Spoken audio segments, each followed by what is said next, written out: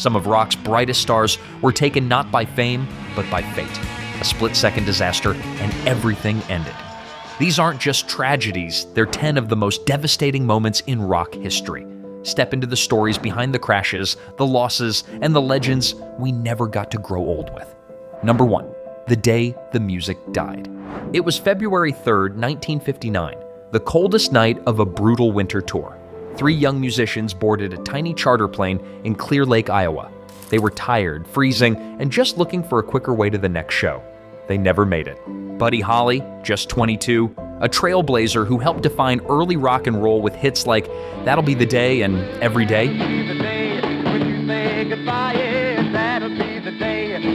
Every day seems a little longer every way. Richie Valens, only 17, a groundbreaking Chicano artist who brought Latin rhythm into the heart of American rock with La Bamba.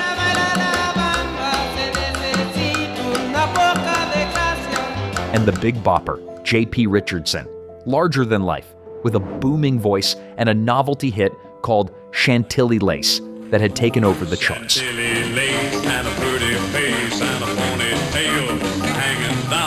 Minutes after takeoff, the plane crashed into a frozen field in Iowa. There were no survivors.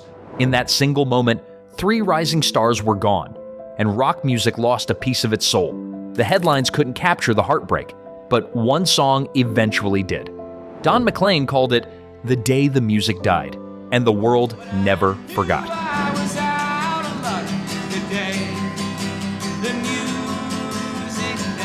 Number 2. Cliff Burton. September 27th, 1986.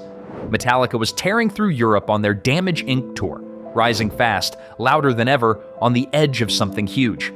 That night in Sweden, Cliff Burton, the band's bassist and soul, won a bunk in the tour bus lottery. He chose Kirk Hammett's spot. Just a few hours later, around dawn, the bus skidded on an icy road and flipped violently. Burton was thrown through the window and crushed beneath the wreckage. He was only 24. Cliff wasn't just Metallica's bassist, he was their foundation. A quiet force with classical instincts and a wild stage presence, his playing brought depth, darkness, and intelligence to thrash metal. From For Whom the Bell Tolls to Orion, his fingerprints are all over Metallica's early sound. Raw, complex, unforgettable.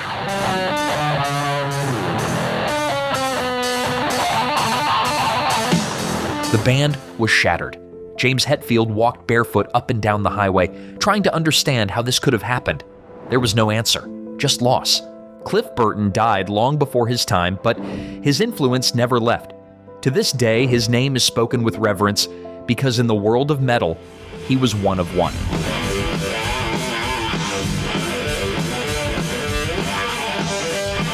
Number 3. Stevie Ray Vaughan. August 27th, 1990. The skies over Wisconsin were thick with fog after a concert that felt like magic. Stevie Ray Vaughan had just shared the stage with Eric Clapton, Buddy Guy, and Robert Cray. It was the kind of night legends are made of. After the show, helicopters were lined up to take the performers and crew back to Chicago. Stevie boarded one of them, a Bell 206B Jet Ranger, just after midnight. Moments later, it slammed into a ski slope hidden in the fog. No one on board survived. Vaughan was only 35, but in that short time, he'd already reshaped blues rock. With fiery solos and blistering tone, he revived a genre and gave it new life in the 80s. Albums like Texas Flood and Instep weren't just critically acclaimed, they were soul on tape.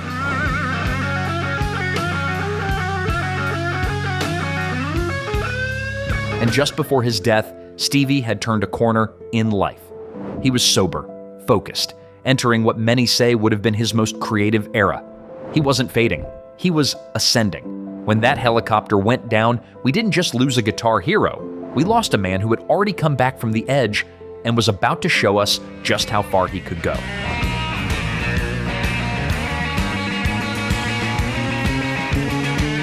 Number 4. Lynyrd Skynyrd. October 20th, 1977. Just days after releasing Street Survivors, the band was en route to Baton Rouge for their next show, riding the wave of success behind Sweet Home Alabama, Freebird, and a growing legion of Southern rock fans.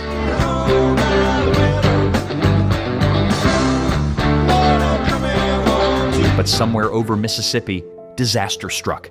The plane ran out of fuel. The pilots attempted an emergency landing in a wooded swamp. It never made it. The crash killed frontman Ronnie Van Zant, guitarist Steve Gaines, backup singer Cassie Gaines, and 3 others. Dozens more were injured, many severely. It was more than a crash. It was the decapitation of a band at the height of its power.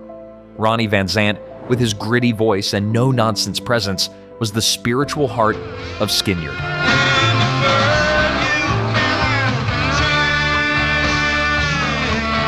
Steve Gaines was a rising virtuoso, already dazzling fans just a year into his run.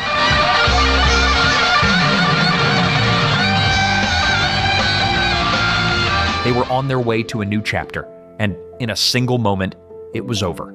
The album they just released showed them engulfed in flames. MCA pulled it from shelves, but the image was already etched in rock history. Lynyrd Skynyrd would return years later, but it was never the same. Because you don't walk away from something like that. You carry it forever.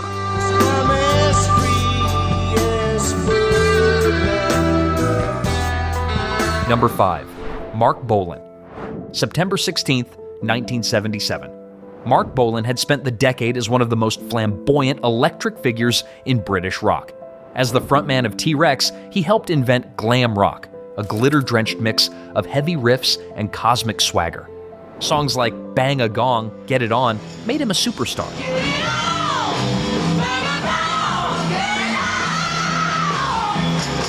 But in the early hours of that morning, his story ended in silence. Marc wasn't driving. He never learned how. His girlfriend, Gloria Jones, was behind the wheel of a purple Mini. As they drove through southwest London, the car struck a tree and slammed into a steel fence. Marc died instantly. He was just 29. The irony? The crash happened just a mile from his home, and only 2 weeks before his 30th birthday. He'd recently cleaned up, started writing again, and was on the verge of a major comeback. T-Rex was ready to rise once more. Instead, the music stopped. For fans, it felt like a cruel twist of fate. Bolan had burned so brightly, and now, suddenly, he was gone.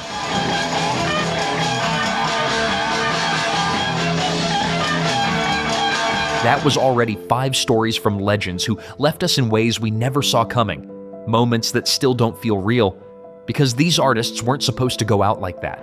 From Buddy Holly's final flight to Marc Bolan's final drive, each loss left a hole that no encore could ever fill. Which of these artists meant the most to you? Was there a song that got you through something? A moment you'll always tie to their voice? Share it in the comments, a memory, a favorite track, or just their name. Let's keep their spirit alive. Number 6. Randy Rhoads. March 19th, 1982. Ozzy Osbourne's tour had stopped in Florida for the night, just a quick rest, a borrowed tour bus, and a quiet morning before the next gig. But then, someone had an idea: to take a small private plane up for a joyride. Randy Rhoads hesitated. He didn't like flying, but after some convincing, he boarded the plane. It was supposed to be quick, just a loop over the area, but on the second pass, the pilot tried to buzz the tour bus. The wing clipped the vehicle, the plane spiraled out of control, crashed into a nearby garage, and exploded. Randy Rhoads was gone, just 25 years old. He had only been in the spotlight for a few short years, but his legacy was already massive. As Ozzy's lead guitarist, Randy fused classical technique with metal energy, solos that were sharp, elegant, and completely unforgettable. Crazy Train, Mr. Crowley, Flying High Again. His fingerprints are all over them.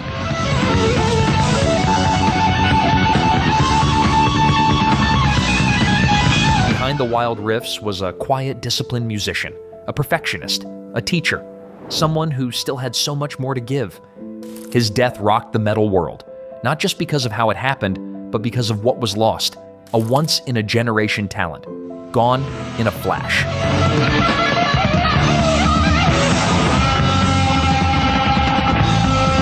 Number 7. Allen Collins. January 29th, 1986. For Allen Collins, the road had already been stained by tragedy. He survived the 1977 Lynyrd Skynyrd plane crash that killed his bandmates and nearly took his own life. But fate wasn't finished with him yet. Nearly a decade later, Allen was behind the wheel of his Ford Thunderbird, driving in South Jacksonville, Florida. His girlfriend, Deborah Jean Watts, sat in the passenger seat. Collins lost control at high speed. The The car veered off the road and slammed into a utility pole. Deborah died instantly. Allman survived, but was left paralyzed from the chest down. For the man who once lit up stages with his guitar slung low, it was a cruel twist of fate. Allen Collins was more than just a founding member of Lynyrd Skynyrd. He co-wrote Free Bird and played one of the most iconic solos in rock history, the one fans shouted for at every concert, the one that soared.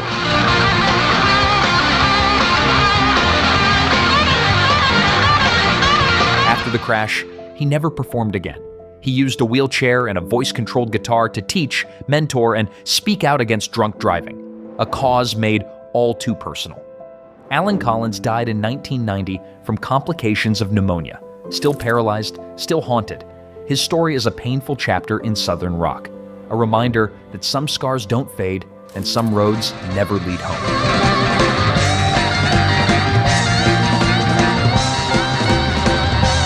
Number 8, Jim Croce. September 20th, 1973. Jim Croce had just wrapped up a concert at Northwestern State University in Natchitoches, Louisiana.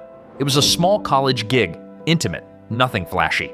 He was hitting his stride, touring constantly, and writing songs that spoke straight to the soul. Like my daddy did, but I'm living the dream that he kept. That night, after the show, he boarded a small charter plane to make it to his next stop on time. Seconds after takeoff, the plane clipped a tree at the end of the runway and crashed into an open field. Everyone on board was killed instantly. Croce was 30 years old. He wasn't a stadium rocker or a guitar god. He was a storyteller with tracks like Operator, Operator, well, could you help me place this call? I Got a Name, I got a dream, I got a dream. Bad Bad Leroy Brown, and the haunting Time in a Bottle, which would hit number 1 after his death. Seems to be enough time to do the things you want to do once you find them. That last song, written for his newborn son, felt prophetic.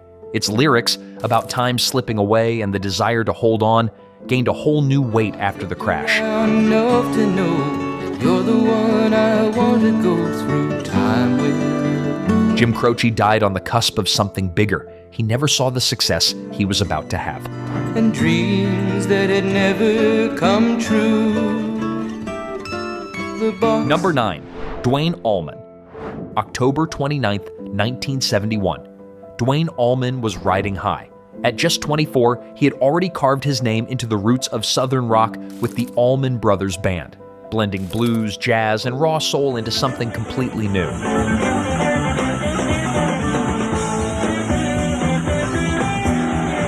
That afternoon in Macon, Georgia, Duane was riding his Harley Davidson.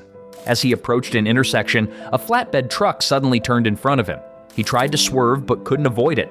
The bike was crushed, and Duane was thrown from it. He died hours later at the hospital. The loss was surreal. Here was a guitarist who had just recorded at Fillmore East, a live album now hailed as one of the greatest of all time.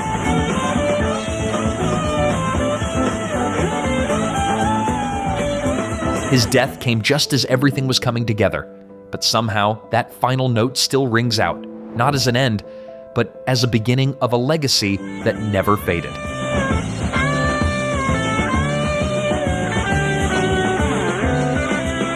Number 10, Barry Oakley. November 11th, 1972. Just over a year after Duane Allman's tragic motorcycle crash, the unthinkable happened again. Barry Oakley, bassist for the Allman Brothers Band and Duane's close friend, was riding his motorcycle just a few blocks away from where Duane had fallen. He collided with a city bus. At first, he waved off medical attention, said he was fine, but 3 hours later, internal injuries took his life. He was 24, the same age as Duane, the same city, the same kind of accident. Fans couldn't believe it. 2 core members of the band, both young, both riding, both gone within a year under nearly identical circumstances. It felt like a curse, a cruel echo of a wound that had barely begun to heal. Barry wasn't flashy, but he was essential. His deep, melodic bass lines grounded the Allman Brothers' swirling jams, giving songs like Whipping Post and In Memory of Elizabeth Reed their emotional weight.